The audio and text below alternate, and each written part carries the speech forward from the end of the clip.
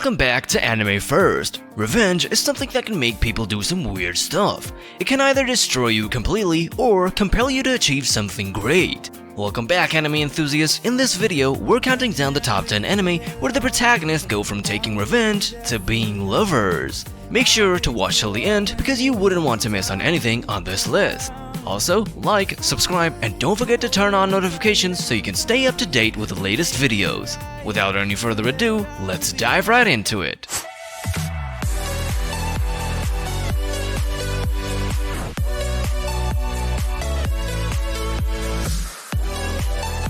The first anime to feature on this list is Masami-kun's Revenge. To be honest, this show is not everyone's cup of tea, but personally, I really like the premise and even the characters. It is unlike your typical romance anime where the MCs fall for each other for no reason. Let's talk about the premise of this show.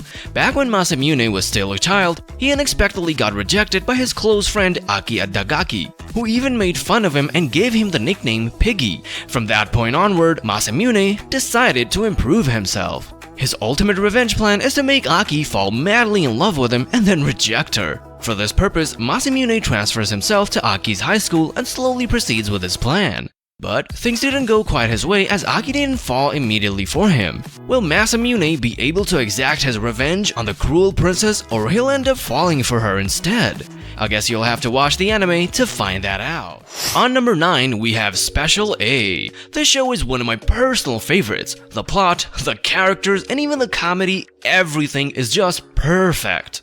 Anyways, we all have some classmates and friends who are just better at everything. Whatever they do is perfect, and I hate that. The same is the case with Hikari Hanazono. As a child, she thought that no one could beat her and that she was the best. But all of this changes as she comes across Kei Tsukishima, who beats her at literally everything. From that point onward, Hikari dedicated her entire life into taking revenge from Kei for all that humiliation. Now, this is where things get interesting. Even though Hikari totally hates Kei and wants revenge, Kei on the other hand harbors romantic feelings for her. How will their relationship proceed under such circumstances? I am sure you're curious as well. This anime is a bit old school and some of y'all might not like the animation style. But let me tell you something, animation shouldn't even matter with such shows because they are so damn good. Next up on number 8, we have Osomake, rom-com where the childhood friend won't lose. They couldn't make the title more obvious, huh. Osomake is quite an interesting take on the romance genre where apparently the childhood friend is supposed to win at the end.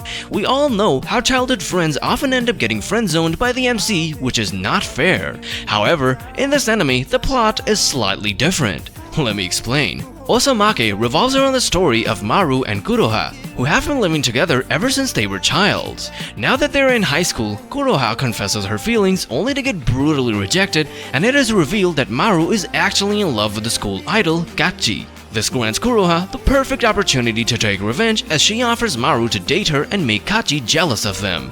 This marks the beginning of their weird story.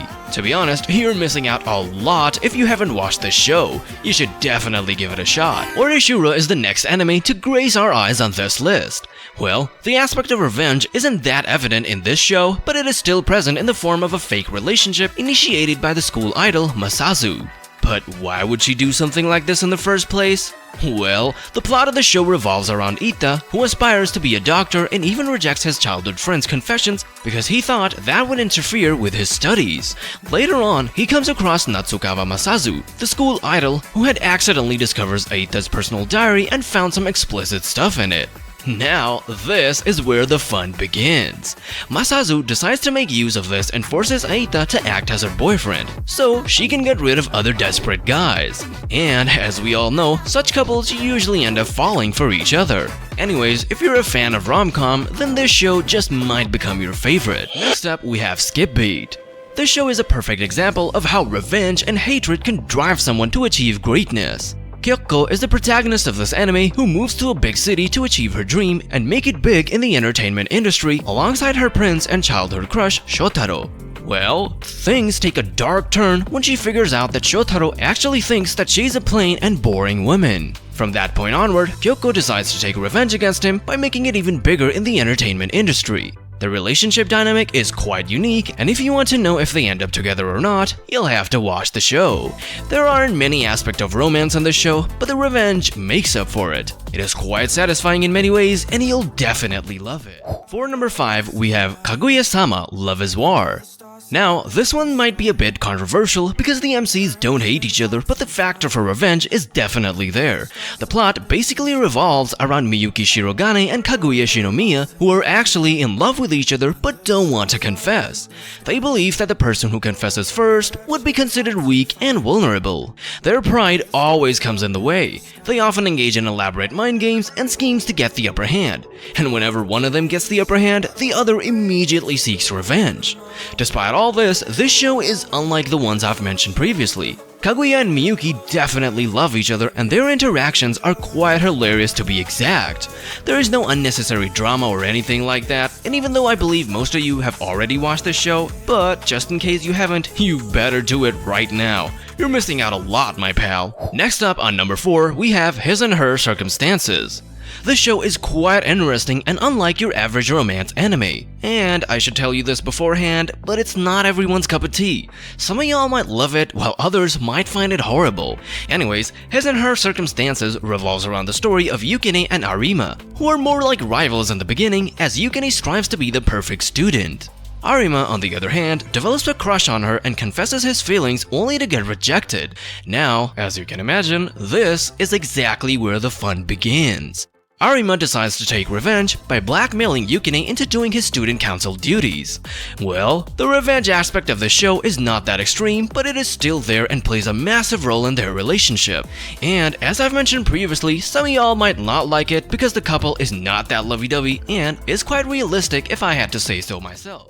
The Dreaming Boy is a realist. I can bet you haven't heard about this show, right? I just cannot understand why is it so underrated when everything is just perfect. We all know how rom-com MCs don't really have a brain when it comes to the person they like, but in Wataru's case, that's not true. After getting rejected countless times by his crush Aika, Wataru does what any sane person would do: stop caring about it. His personality took a 360-degree shift and he went from being a total simp into a real Sigma. Oh yeah. Well, this results him in getting approached by other girls, but at this point, he just doesn't give a shit. Even his past crush starts giving him hints that she's interested in him, but it might just be too late, no? What would you have done if you were in Wataru's place? Would you keep chasing your crush or just give up on her like he did? The Dreaming Boy as a Realist was one of my favorite shows from fall 2023, and trust me, don't believe the ratings, give it a shot yourself. On number 2, we have quite an interesting take, Mayu Mausa. A lot of people don't know about this show, which shocks me even though the plot is quite unique. Well, the revenge aspect only features in the beginning, and after that, there is nothing related to revenge. In a world where humans are up against the Demon Queen's army, the hero leaves behind his troops and charges straight into the Queen's castle. Upon reaching there, he discovers the Queen is overwhelmingly beautiful and that she seeks his help to make their world a better place. The hero refuses in the beginning, stating that there can't be an alliance between them since the demons have literally destroyed everything, but the Queen somehow manages to convince him.